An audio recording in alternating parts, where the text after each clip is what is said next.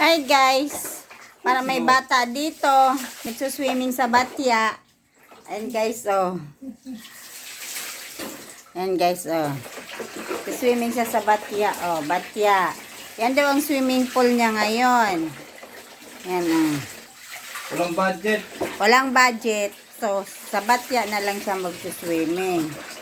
Ayan guys, oh. Ang galing. Okay, samahan mo tatay mo dun, oh. Ha? Liguan mo si Milky. Yan guys, oh. Yan, oh. Bumabalik niya yung iniligo niya, bumabalik din sa Batya. Kasi buhos siya ng buhos. Dapat meron siyang ano, 'di ba, yung gripo, pinapaagas na yung gripo, guys. Oh. Yan, oh. Yan, pinapaagas na yung gripo. Magaling din. 'Di ba? Pinapaagas na yung gripo. Diba? Ang galing niya, oh. Ano, siya lang ang meron yan dito sa amin.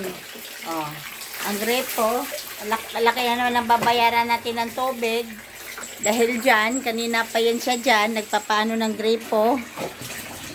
Swimming siya sa Batya. Galing ah. Alam mo, bata. Kasi napakainit kasi guys, oh. No, napakainit, oh. So, swimming na lang daw siya dyan, oh. Dami, puro na lang to. Ayun, dadandahan, oh. Basa na dito. Ayun, guys, oh. Galing. Napakainit kasi umabot ata ng 38 dito, o 40.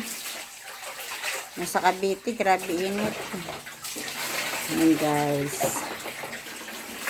And please subscribe my channel. Ng Sukan. Grabe guys. See you.